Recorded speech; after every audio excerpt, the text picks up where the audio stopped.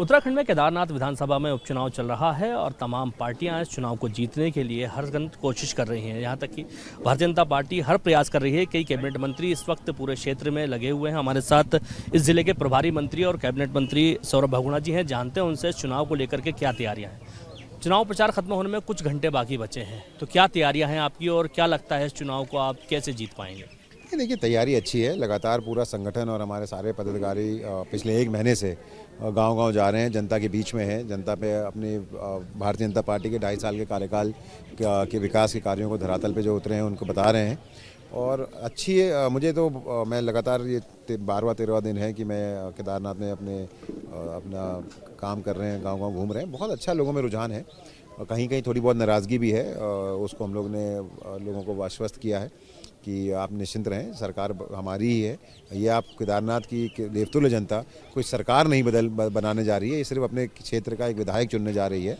तो और जनता बहुत अक्लमंद है, सूझबूझ वाली जनता है, पढ़ी लिखी जनता है। उनको मालूम है कि विधायक अगर पक्ष की पार्टी का होगा तो केदारनाथ का काम कराना आसान होगा, केदारनाथ विधानसभा में विकास करना आसान होगा। तो जनता का रुझान बहुत अच्छा है और मुझे उम्मीद है कि 20 तारीख को यहाँ की देवतुल्य जनता अपनी बहन और बेटी आशा नौटियाल जी को स्पष्ट बहुमत से यहाँ पे जिताएगी। सौरभ भाई, मैंने इस पूरे इलाके में घूमा हूँ, सड़कों की हालत बहुत ख़राब है। मतलब कहेंगे कि उदाहरण के तौर पे कोई सड़क ऐसी है नहीं उत्तराखंड की। दूसरा, लोगों में एक नाराज़गी या कहें कि कांग्रेस परसेप्शन बनाने में कामयाब रही है कि गढ़वाल की यात्रा कुमाऊं शिफ्ट कर दी जाएगी, तो इससे लोगों में बड़ी नाराज़गी है। नहीं, देखिए, आपने सही बोला। जो हमारी गुप्तकाशी से लेके सोनप्रयाग तक की सड़क है, त्रिजुगी नारायण को जो सड़क जा रही है, जो NH के अधीन आती है, वो उसमें थोड़ा समस्या है। वहाँ पे रिपेयर वर्क काम नहीं हुआ है, उसका हॉट मिक्स का काम नहीं हुआ है, जिसकी वजह से 2 सबसे बड़ी समस्या यहाँ की जनता को और श्रद्धालुओं को झेलने को मिलती है कि वहाँ पे जैम लग जाता है और लोगों को बहुत देर तक वहाँ पे जो यात्रा 2 घंटे में कंप्लीट होनी चाहिए वो 5-6 घंटे में कंप्लीट हो जाती है। लेकिन इसका संज्ञान लिया गया है और NH के साथ 2 बार हमारी भी बैठक हुई है, माननीय मुख्यमंत्री जी ने भी बैठक ली है और इस बार हमने आश्वस्त किया है यहाँ की जनता को कि अप्रैल से पहले हम ये पूरा जो अपना रास्ता है गुप्तकाशी से लेकर सोनप्रयाग तक, इसको पूर्ण रूप से रिपेयर कर लिया जाएगा, इसको हॉट मिक्स कर दिया जाएगा। और आपने दूसरी बात कही कि कांग्रेस ने कुमाऊं और गढ़वाल की बात करी। देखिए, ये कांग्रेस की एक रणनीति बन चुकी है कि देश को जातियों में बांटो और उत्तराखंड को विभागों में बांटो।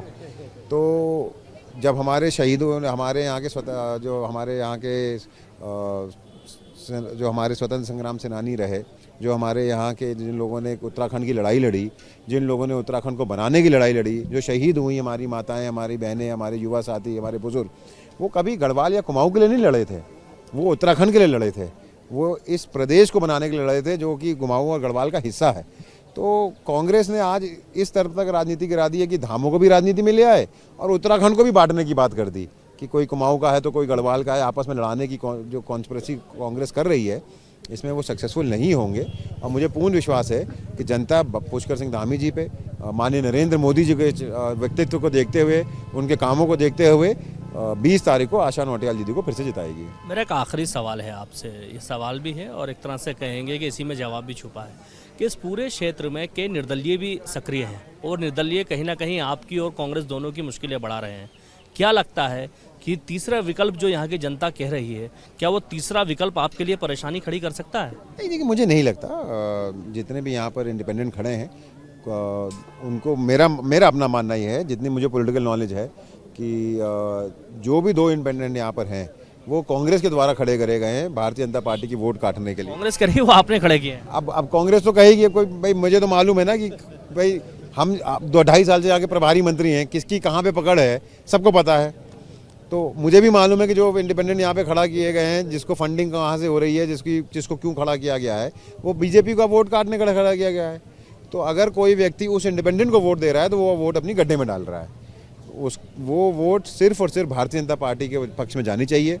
अगर यहाँ की देवतुल्य जनता केदारनाथ विधानसभा का विकास चाह रही है, अगर देवतुल्य जनता केदारनाथ यात्रा को और भव्य बनाना चाह रही है, अगर केदारनाथ की देवतुल्य जनता देश की प्रगति के साथ मिलकर केदारनाथ को आगे बढ़ाना चाह रही है, तो मुझे पूर्ण विश्वास है कि ना इंडिपेंडेंट को वोट पड़ेगी, ना मनोज रावत जी को पड़ेगी। मनोज रावत जी 2022 में यहाँ की जनता ने उनको नकारा है, उनके 5 साल के कार्यकाल देखने के बाद नकारा है। तो आपको क्यों ऐसा लग रहा है कि जिस जनता ने 2022 में मनोज रावत जी को नकारा है वो 2024 में उसको मौका देंगे? उनके 5 साल का कार्यकाल कोई बहुत अच्छा कार्यकाल नहीं रहा है। जो व्यक्ति अपनी विधायक निधि तक खर्च नहीं कर पाया, जो उनके हाथ से खर्च होती है, इसमें तो वो कांग्रेस ही कह रहे हैं कि आप मुंह से कह दे रहे हैं कि खर्च नहीं कर पाए, वो पैसा आप दिखाएं ना सबूत। हमने तो आरोप लगाया है ना, तो दिखा दें कि खर्च हुई है कि नहीं। मनोज रावत जी ने खर्च करी है तो क्यों नहीं दिखा रहे? मेरी आज ही गणेश गोदियाल जी से बात हुई, सत्यापित प्रति दिखाएं। जी थोड़े चुनाव लड़ रहे हैं, हम गणेश गोदियाल जी को थोड़े, हम तो आरोप मनोज रावत जी पे लगा रहे हैं। तो मनोज रावत जी 5 साल की विधायक निधि का विवरण दे दें हमको कि उन्होंने खर्च करी कि नहीं करी। क्यों नहीं दिखा रहे हैं?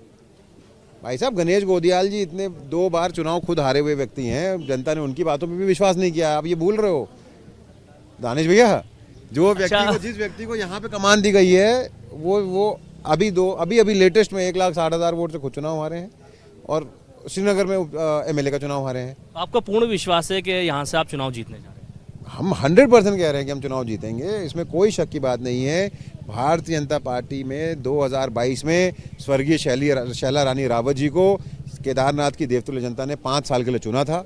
दुर्भाग्यपूर्ण उनका निधन हुआ और उनकी मृत्यु के बाद आशा नौटियाल जी, जो 2 बार यहाँ की विधायिका रह चुकी हैं, हमारी प्रदेश की महिला मोर्चा की अध्यक्ष हैं, और जो हमारे यहाँ की बेटी और बहन है, उन्हीं को फिर से यहाँ की जनता जिताएगी। और शैला दीदी के जो सपने अधूरे रह गए, उसको पूर्ण करने के लिए उन्हीं की बहन आशा नौटियाल जी सदन में आवाज़ बन के केदारनाथ की गूंजेंगी।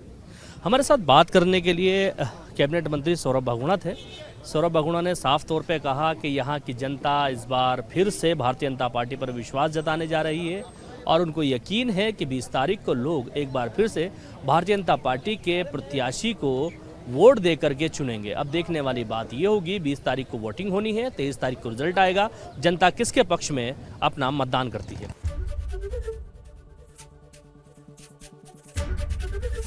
एबीपी गंगा, खबर आपकी, जुबान आपकी।